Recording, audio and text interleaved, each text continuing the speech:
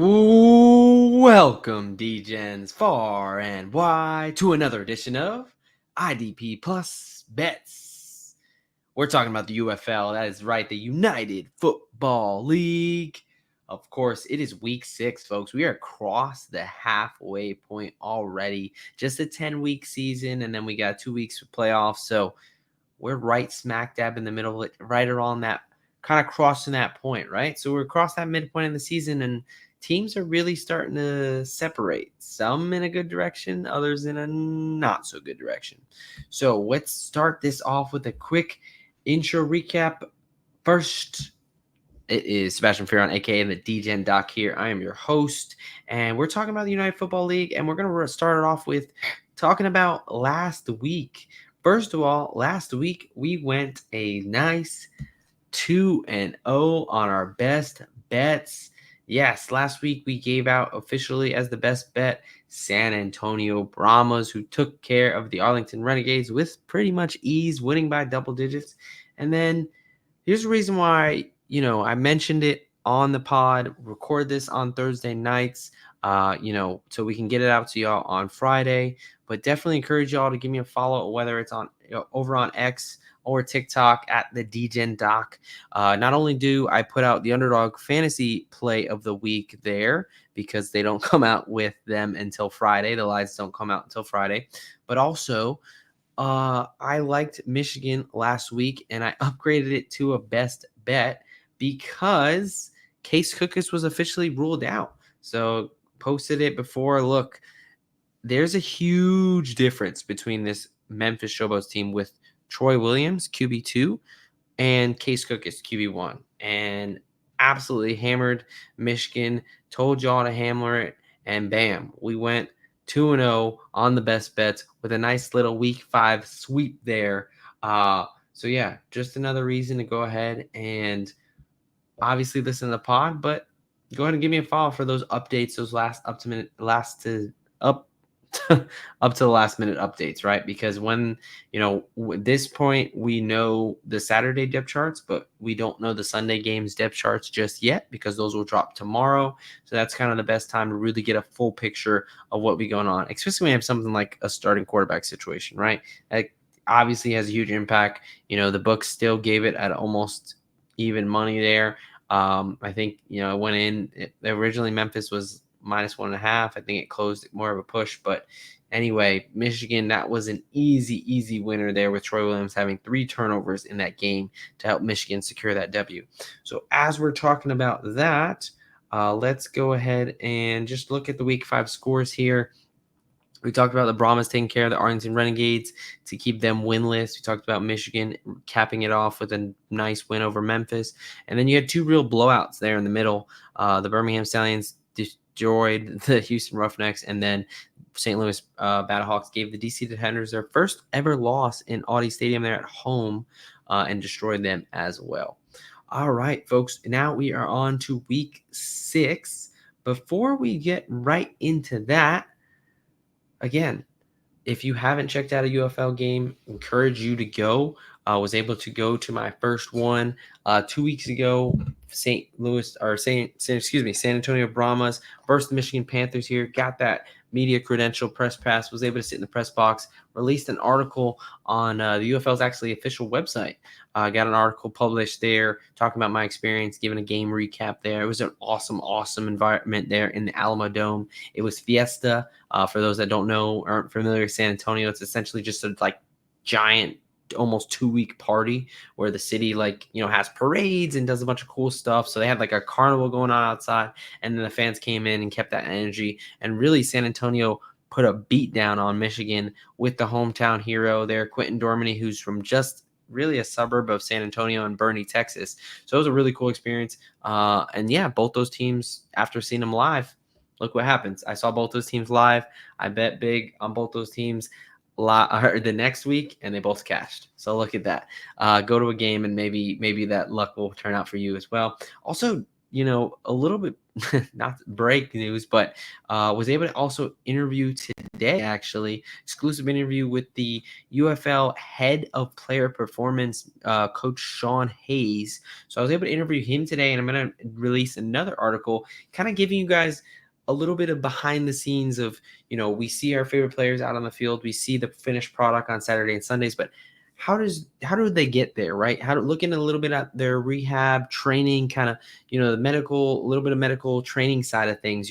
What do you guys go through? What does a typical week look like for them? Especially, a guy who's injured on the week, like how do they get him ready? Or just, from the off season to the in season, like how do we get these athletes to take that next step to get to that next level? So that was a really, really cool interview. Really good guy there, and Coach Hayes really knowledgeable. So excited about that. Hopefully we'll be writing that up this weekend as we watch these bets cash. All right, folks, let's get into week 6. Taking a look ahead at week 6. Here's our slate. We've got the typical 4 games. No bye weeks here in the UFL. Ain't nobody got time for that. All right, let's go ahead and get right into the first game on our slate, and that is the Birmingham Stallions. You're 5-0, undefeated Birmingham Stallions taking on the lowly 1-4 Memphis Showboats here. So we have Birmingham. It is going to be on the road. It's going to be in Memphis. Looks like Memphis had a little bit of a crowd last game against Michigan. So that was kind of nice to see. They kind of had been a dead spot there. So maybe they get a little bit of a home field advantage, having the USFL champions, well, 2 times champions, kind of cream of the crop coming to town. Hopefully they support their home team there. So spread on this is Birmingham is laying 12.5. So we're starting to see some kind of things in the betting market, right? So we've kind of seen the totals jump up, adjust to kind of a higher scoring in the recent weeks. We've also seen the spreads kind of jump up as, again, these teams are starting to really identify themselves. So Birmingham's laying 12.5, and the over-under on this game is 43 points. So as I always like to do, let's start with a look at the injury reports. So a little short on the Birmingham side, which is always a great thing to see. Really, the biggest thing they're going to be missing there is starting safety Jojo Tillery. He is going to be out because we do have the official depth charts, which I'll flip over to in a second. And the big concern on the Memphis side of the ball, really the biggest thing is, they have some guys limited beat up. Looks like they're going to be missing their starting tackle, James Turnstall, which in reality has kind of been like a turnstile. That offensive line has been pretty rough. So it's hard to think, is it going to be addition by subtraction, or can it actually get worse? Because right now, that Memphis Showboats offensive line is a straight up workplace hazard. I mean, they got Chase Cookis knocked out of the game a couple weeks ago, to the point he couldn't start last week. But as you see, he's not on the injury report this week, and he is listed as QB1.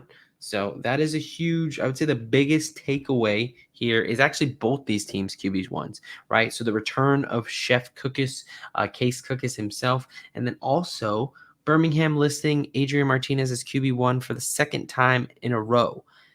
We saw Martinez as clearly look like the better quarterback out of him and Matt Corral, but kind of randomly, Skip Holtz kind of threw Matt Corral as starting quarterback on the depth chart, but it looks like those days are over.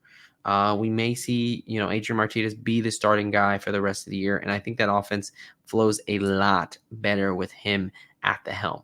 So we've got, again, it's going to be in the Memphis. Stallions are 5-0, Memphis 1-4. On paper, looks like Birmingham should control this game. Now, I will say, for me, this is the hardest game on the slate. These teams did play in week 3 or 4, so just a couple weeks ago, and Birmingham won 33-14. So you would think, why would they not win again? Why would they not smack them? Martinez played. He threw for over 300 yards. He lit them up. Memphis wasn't unable to run the ball. But watching that game, Memphis was right there. Memphis, because I had taken Memphis. I think it was only like a 6.5. Like it was maybe a touchdown, 7.5 point spread last time they played. Memphis was right with them. They were kind of going shot for shot. Memphis was always within one score, and then Case Cookus went down with the injury. So this is definitely the toughest game by far for me on the slate of to kind of handicap here. I don't really love a side, and I would say, Memphis would probably be the side. I think they can keep it within 2 scores. I just think Case Cookus makes that team much better. They do have, Jonathan Adams, Dawood Davis, Vinny Papali, and Sage Surratt. That's a nice receiving core. I know they've struggled to get it going on the ground because really that offensive line is really what's holding this team back. But I do think Case Cookus can make enough plays despite that offensive line to keep it close. But again, you run the risk because that offensive line is that bad. Like, you have to genuinely be concerned about Case Cookus' health, right? Like, if he gets knocked out again, I mean, Troy Williams is awful, right? I don't think he's not Case Cookus at all. So you're running a little bit of risk here. So I like the play I actually like more in this game is the over 43. It cashed last time, especially if Case Cookus can stay in that game. I think, Birmingham's going to score. Memphis's defense is not terrible, but it's not great. I just don't know who is keeping Birmingham out of the end zone at this point. They really can kind of score at will. And then Case Cookus did show the ability to not only move the ball, but score on that really good Birmingham defense, because of all those weapons. So assuming, Case Cookus is going to start. So give me the over 43 as the play I like better. And then I'll kind of lean to the Memphis side of the ball. But again, it's tough. It's really tough to bet against Birmingham with Adrian Martinez as the starting quarterback. Matt Corral, different story, but Adrian Martinez really seems to have that, that offense is running smooth. That running game, that's tough. Like right now I'm thinking like who really can beat Birmingham, but because of the return of Case Cookus, I'll go with the over and I'll lean Memphis there. All right. Going into the next game where I have a much better idea of what's going to be going on. We're talking about the Houston Roughnecks, the 1-4 Houston Roughnecks, heading up to Seattle to take on the 4-1 Seattle Battlehawks in that very nice home field advantage there in that stadium where they pack it. And I love to see it, man. Love to see Kaká Nation coming out. I mean, they had 40 grand the first week, over 40,000, then it was 30,000. It's just great to see that city come alive for football. So that's awesome to see. All right. We've got the Seattle also is laying 12.5, and their over under is 47.5. So let's take a look at the injury report here. So for Houston, fairly healthy. Toby Johnson, he's got an MCL injury that looks like he's going to be out for a little while. He's already been out for a couple weeks.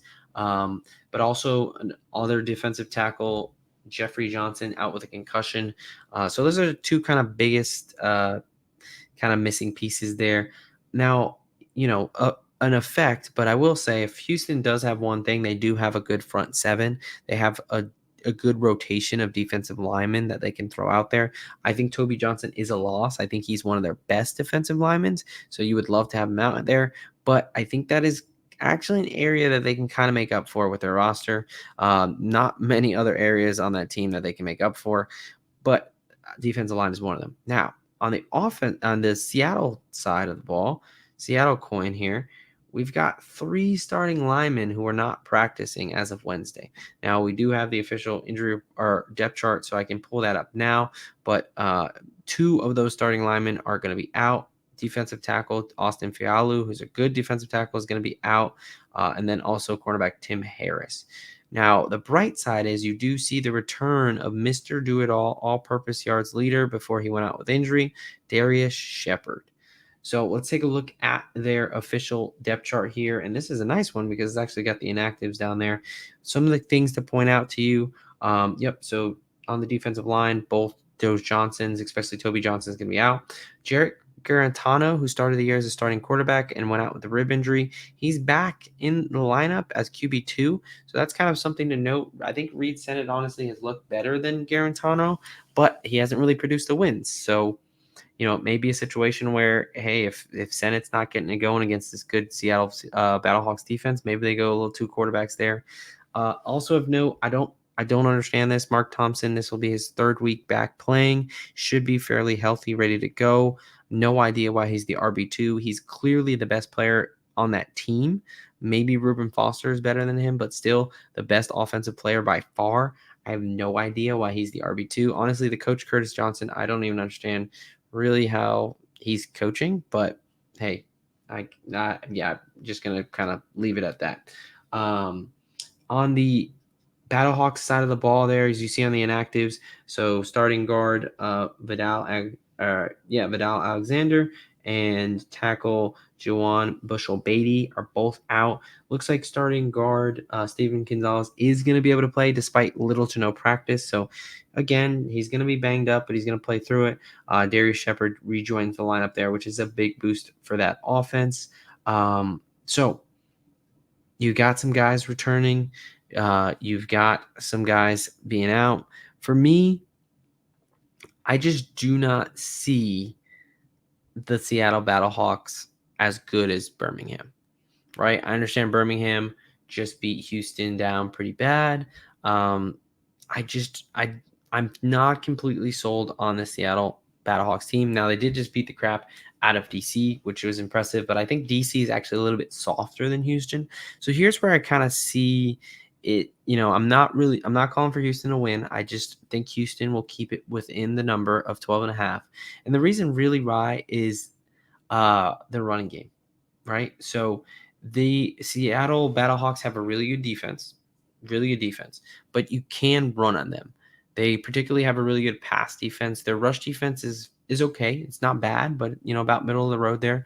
I think that if they can lean, now again, this is a little bit scary because you're relying on Curtis Johnson to actually have a good game plan, right? Which is a little scary. But I think if they can lean on the run, lean on Mark Thompson in particular, and get the running game going, I think that'll open things up for Reed Sennett. When Houston looked their best and they beat Arlington, they were running the ball and they were getting that run pass option, right? Reed Sennett was able to pull it down and either throw the slant or throw something over the middle, or he was able to hand the ball off to Mark Thompson. And I think that is a successful formula to keep it close. Also, you got two starting linemen out, and you've got one obviously banged up. He wasn't practicing the first 2 days, so he's not going to be 100%. In Gonzalez, and again, that Houston front seven is actually one of their strongest points, right? You got Reuben Foster in the middle there. You got Carlos Kemp, or excuse me, Kemp is not on the roster anymore, but you got Adam Gonzalez. Or hold on, let's see. Oops, let's pull this back up here. So you got Chris Odom, my apologies, who was a former USF All-Defense USFL, and you got Adam Rodriguez, who was another good player for the Philadelphia Stars. So you got some decent edge rushers. You have a decent offensive line, and I talked about, obviously, Reuben Foster is one of the best players in the league. So I do think that Seattle is going to have a little bit of difficulty on the offensive side of the ball. Look, I get it. They have AJ McCarron, who, most experienced quarterback in the league, and they have really good weapons on the outside. But I mean, you see it with Memphis. You see it like if it's really hard to be consistent on offense when you're down offensive linemen, right? So it's going to stress that system. I don't know how many great backups that these teams are carrying. So I think this is going to be an interesting situation where Houston's going to be able to take advantage of the trenches on the defensive side of the ball, and then be able to also hopefully get the running game going with Mark Thompson to kind of, slow the game down a little bit. I understand it's a running clock, but in the sense of limiting the possessions that Seattle has and making them more inefficient, because they've been a really efficient offense so far. But again, that's with a fully healthy offensive line that they're not going to have through this game. So really, it's the offensive line injuries. It's the potential for Houston to be able to run on Seattle, or excuse me, I keep calling them Seattle, St. Louis. That is going to go ahead and make me, I'm going with Houston plus 12.5, not making the best bet category, but I do like it. And I also would go with the under 47.5. I just think that's a little bit too much. Again, I understand St. Louis almost covered this last week by themselves, but they were fully healthy, and that game was a lot closer. And then things got away from DC, and that score really ballooned really fast. So give me Houston to keep it close, and something like even 21-10 or 21-13 or something like that. All right. So we're halfway through week 6. We got a couple bets we already like. Before we move on, let's tell you about some of our sponsors really quick. So let's go ahead and talk about Trophy Smack. That's right, folks. It is draft season, and get ahead of the game right now with Trophy Smack's gorgeous draft boards, complete with player stickers so deep you couldn't possibly need them all. And for the first time, Trophy Smack has an IDP expansion pack for all of us defensive nerds. So go ahead and check that out. It's going to be in the show notes, the link to that. Also, just talked about, hey, NFL draft just happened. Fantasy football season is right around the corner. And when it comes to fantasy football season, there's none better than the Fantasy Football Expo in Canton with the Pro Football Hall of Fame. So if you needed another reason, but go ahead and come on out. Join us Saturday the 10th at the Brew Kettle next to the Pro Football Hall of Fame for a drafting extravaganza. And for the first time ever, IDP Plus is hosting an IDP league. So be part of history there and check out the link in the show notes. It's something that I'm pretty excited for. It's going to be my first year attending the Fantasy Football Expo there in Canton, Ohio in August. So absolutely encourage you guys to come on out and go ahead and draft with us there with the IDP league. Last sponsor here, Expedia. I've told you guys about them, but we're thrilled to announce our partnership with them. Look, everybody loves going on vacation, but nobody loves planning vacation, right? Nobody loves going to a bazillion different websites and trying to figure out what are the best deals and here and there and blah, blah, blah. Look, we just want to go on vacation. We just want to enjoy ourselves, and Expedia helps us do that. It helps us do that. We're going to help you do that at a discount. With Mother's Day on the horizon, Expedia is the place to go to make your moms feel special. Get 10% off or more on over 100,000 hotels, worldwide, and 30% off when booking a flight with their accommodation. So it works as they're an affiliate partner with us. We're going to go ahead and have a special link for you guys to use. And as you're a fan of us, we, of course, are going to not only win you money, but we're going to save you money through those discounts. So check all that out in the show notes. And we're back, baby.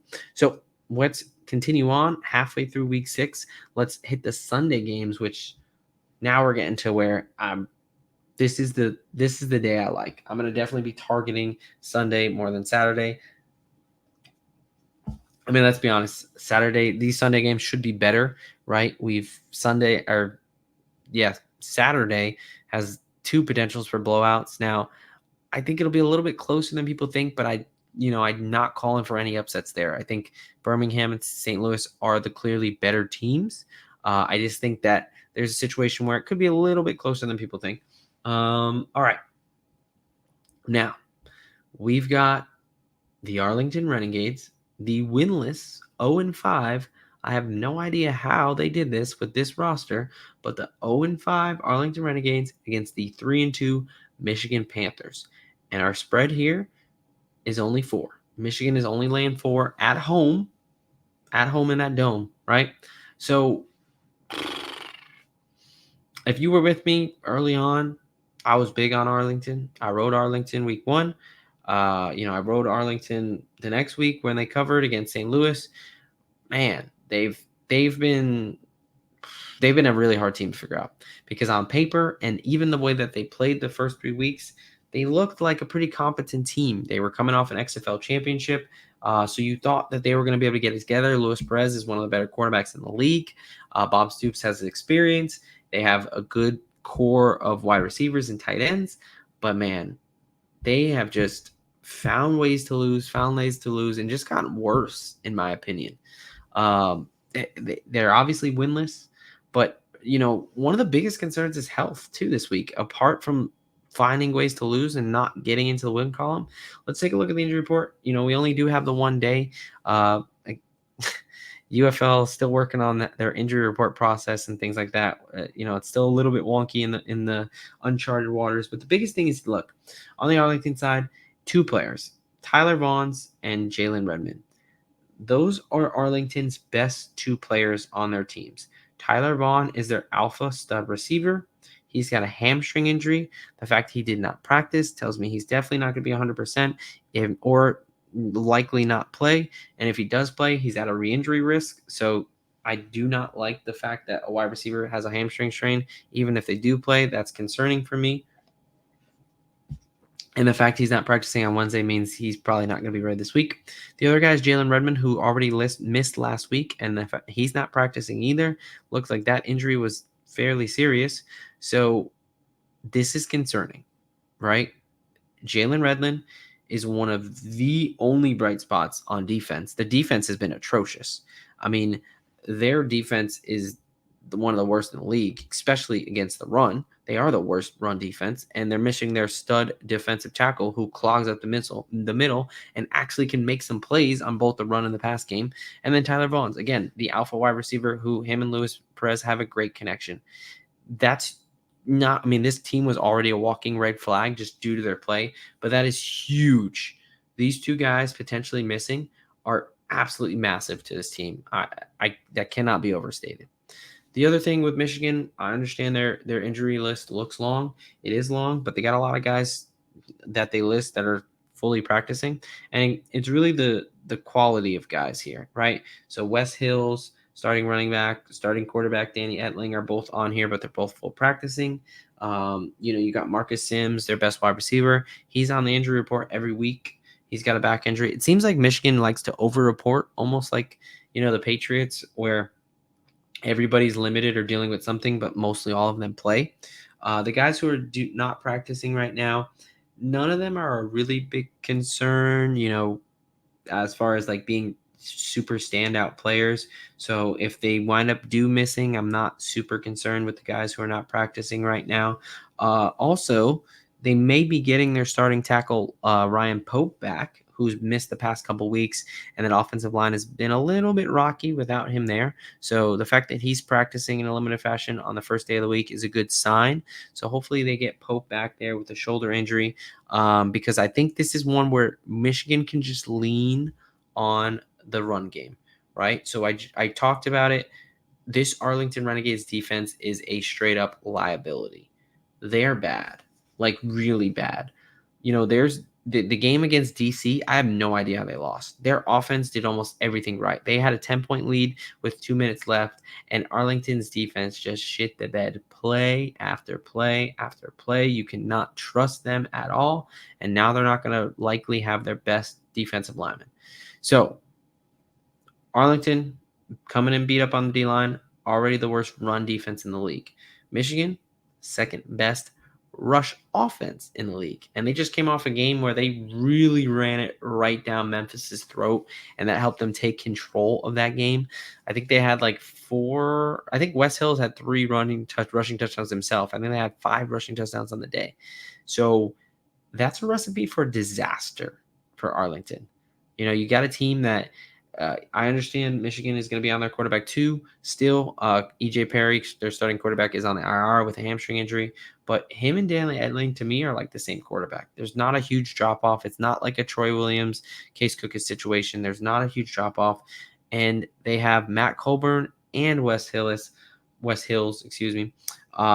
both proven running backs who've been in the league. This will be at least their second year in the league. They were both starting running backs on their own separate teams. Now they're in the same backfield. I like that backfield. Give me Michigan. This is the best bet of the week. I love Michigan in this spot.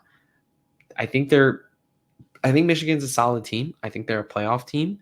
I think that they have a solid defense led by Kai Nakua in the back, Puka Nakua's older brother, and Frank Ginda and Braylon Spears, right? So when you talk about your tiers of defense, right, you got your D-line, your linebackers, your safeties. They have a stud and a leader at each of those positions. In Nakua in the back end, Ginda in the middle, and then Braylon Spears as your edge rusher. They're a solid team. I think they're They've already beat St. Louis.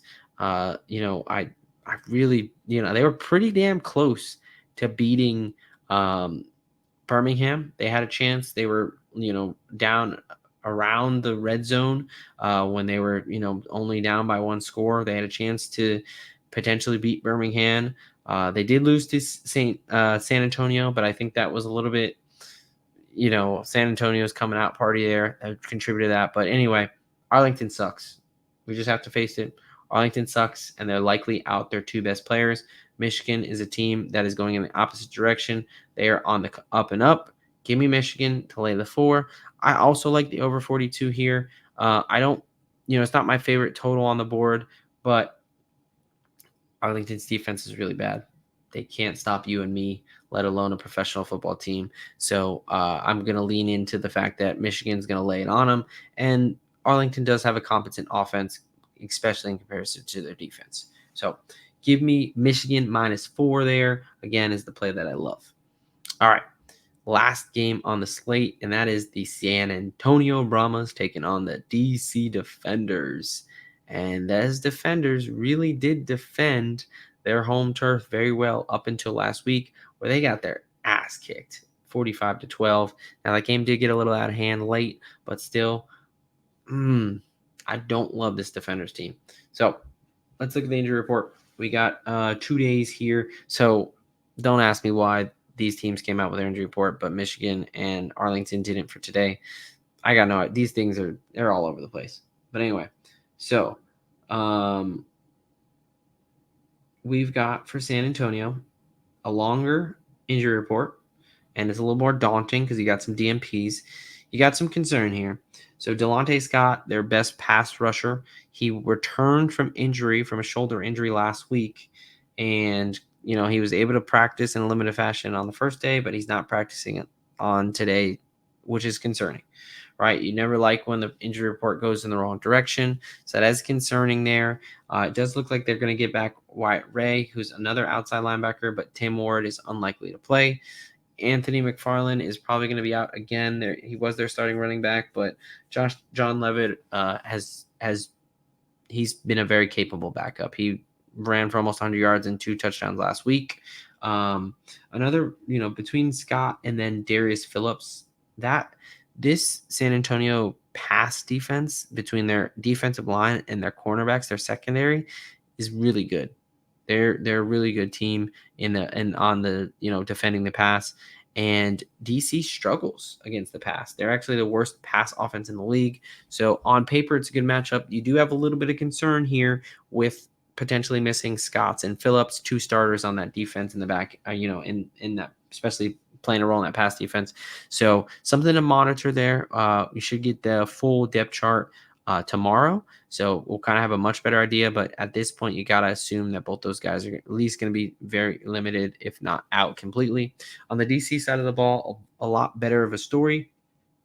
Monte Nicholson, it looks like he's going to play 2 full practices, which is good because they just released DJ Swearinger, their former starting safety.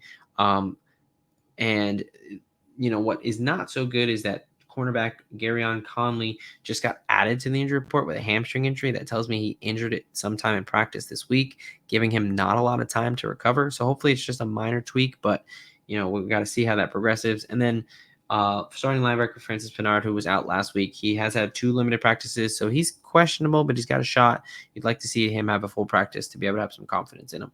So DC definitely the healthier team coming in. However, I'm still absolutely fading the DC Defenders.